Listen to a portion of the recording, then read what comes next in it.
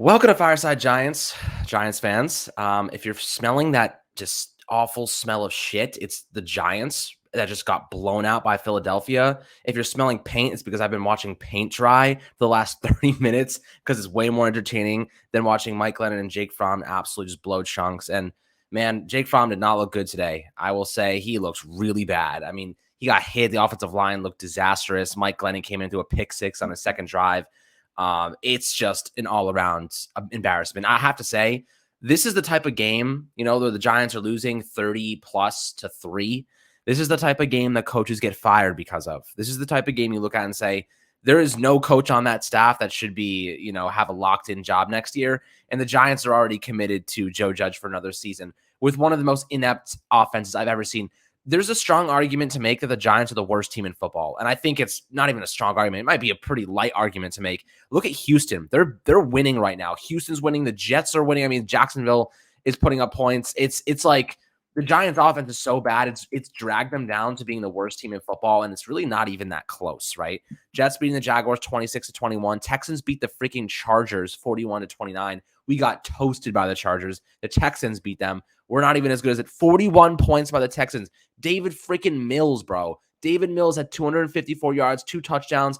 Rex Burkhead, 149 yards and 2 scores. Their offensive line is not even that good. It's our freaking coaches, bro. The scheme, the coaches. I mean, of course, the players are not doing well either, but we are at a spot in time, guys, where we are the worst team in football, and management and ownership thinks that keeping our head coach is the right move and not even considering moving on and bringing in a new GM to really overhaul things. This is a disaster from top to bottom. Disaster. It smells like shit. It is shit. It's just really hard to be a Giants fan right now. Next year's not looking so promising. We have to stick with the same coaching staff, and we know that they are clearly incapable of putting together a game plan that's even worthy of watching on television. I mean, we're recording this, and there's still like 10 minutes left in the game right now. That's how bad this freaking team is. I couldn't even watch the end. Anthony's like, yo, let's just get this over with, and I totally agree. It's not even worth it. Go watch Red Zone with some better games on. But Anthony, your initial impression of this game, we're getting freaking destroyed right now. What's the score? It is 34-3. 34-3. I mean, we gave up the first half. We only gave up 3 points, but in the third quarter, we gave up 17. The defense just got gassed. I mean, it's just hard, man. This is just the story of the Giants, man. It's the story of the Giants season. Listen, even when the Giants defense plays the best football it possibly can, the Giants offense just isn't enough. It's been that way all year long. The Giants offense has been bottom of the NFL the entire season, and it has shown zero signs of improvement, zero signs that it will get better at some point. It never will. Not this year. Maybe next year, but not this year. It's just not going to get better. The Giants offense is going to continue to be a putrid piece of shit for the rest of the year until the season ends. I know there's only a couple games left on the schedule, but we've really had to deal with watching the worst Giants offense maybe of the last 10, 15 years over the past season and last season as well. The Jason Garrett era, the Freddie Kitchens era, this has been one of the worst eras of Giants offensive football in a very long time. It's been awful, just awful. And, it's a shame because the Giants defense looks pretty good. They're banged up. They've got some injuries. They're missing some key players, but they're still playing well. Now, I understand Philadelphia dropped 30-plus points on the Giants defense today. Well, one of those came from a pick six, so it was really only 20-something. But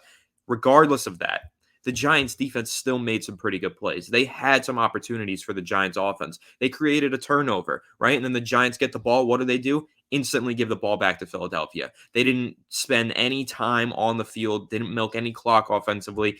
That just makes it so much more difficult for the Giants defense. So yeah, of course, Philadelphia put up a lot of points, but they wouldn't have put up that many points if the Giants offense was playing better and could hold on to the ball for more than 10 seconds at a time.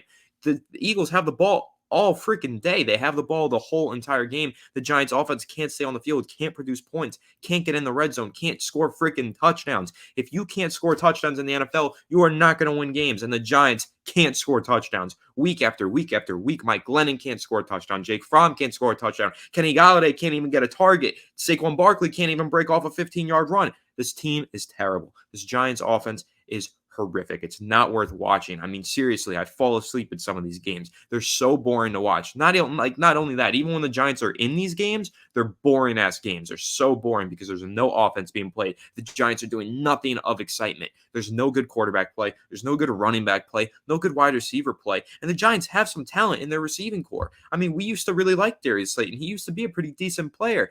Evan Engram is the fastest tight end in the NFL. Kadarius Toney is one of the most elusive playmakers in the NFL. Kenny Golladay led the NFL in touchdown receptions in 2019. There is some talent out on the field for the Giants. They just don't know how to use it. It's a poorly coached unit. Play calling sucks.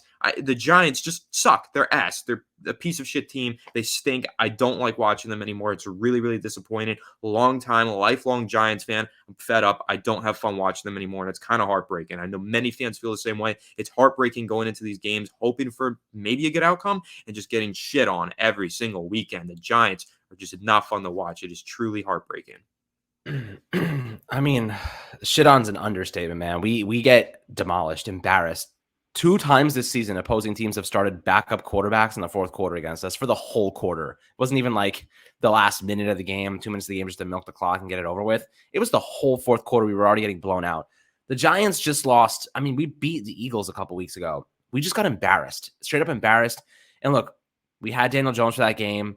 And not having him, and guys, if you don't like Daniel Jones, I understand why, but you cannot tell me that we don't miss him right now. The offense, while still terrible, is so much better than it is right now with Daniel Jones on the field, and it's not even close, right? The offensive line is so freaking bad. It's like it really is like watching mold, like straight up. Everybody looked bad, man. Will Hernandez, he is awful. Oh my God, Matt Skura, awful. Billy Price, awful.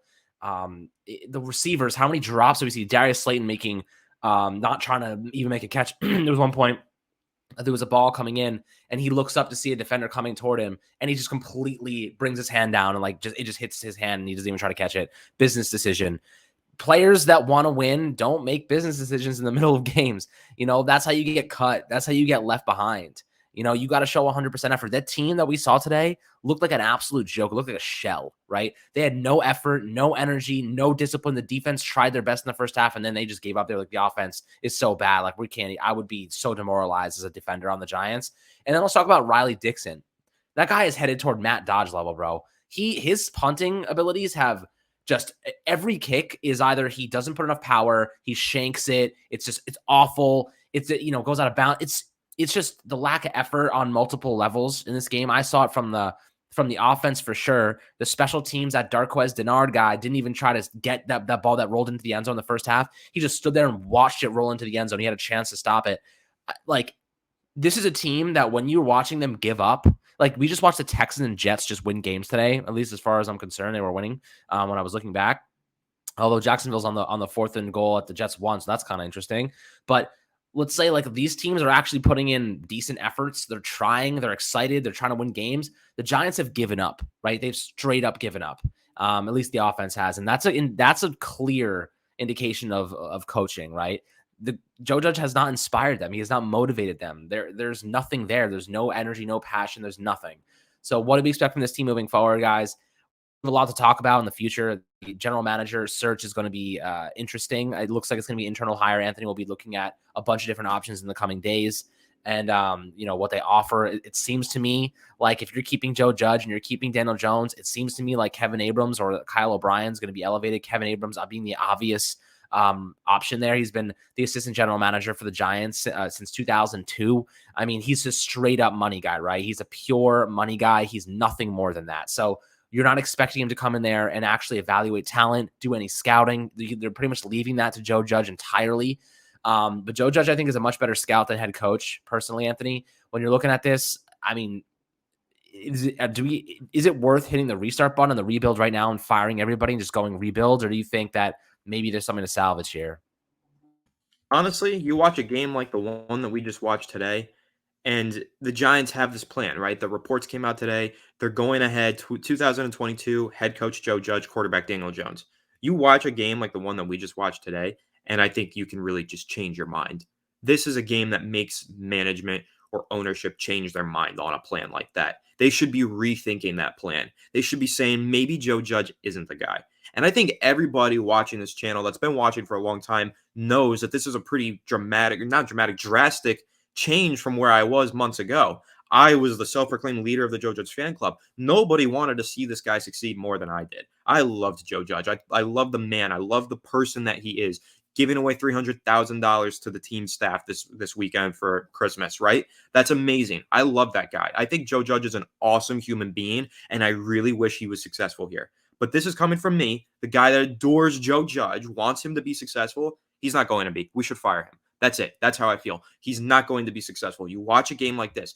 I understand they're on their third string quarterback. I get all that. The play calls, the lack of aggression, just the fundamental. You got offense stagnant, special teams horrific, defense gassed after the first half.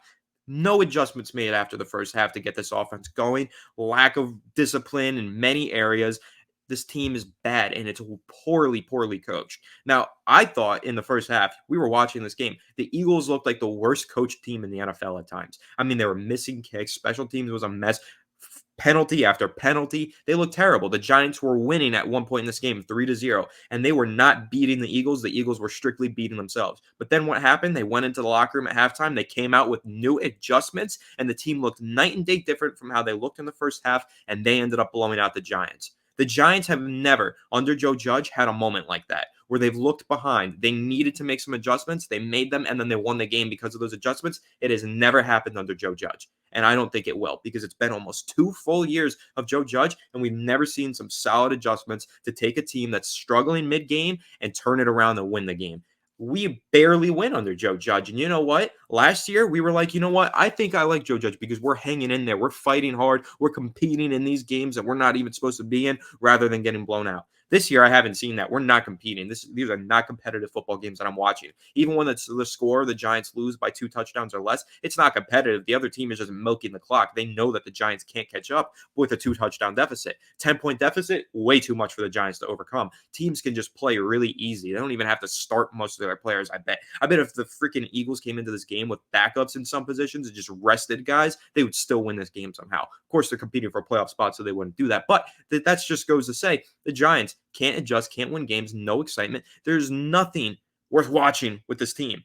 And if you're ownership, if you're John Mara and you're like, I promise you, Joe Judge, we got you. You're going to have this job next year. How do you watch this game and stick to that? How do you watch these games the past few weeks and say, you know what, the Giants don't need major changes. We don't need to change the front office that much. Let's just promote our assistant general manager and make him the next general manager. Are you freaking kidding me? If the Giants do that, man, I'm going to riot. I'm going to be so angry. Yes, I'm going to do a video on all of the general manager candidates, Kevin Abrams included. He's going to be the first one I do. And you guys are going to hear my opinions on Kevin Abrams in that video. He should not be the general manager. And it seems like the Giants are positioning themselves to go with Joe Judge, Daniel Jones, and Kevin Abrams as the future of this team. God, take me now. I cannot watch that. I do not want to see that happen. I can't deal with it.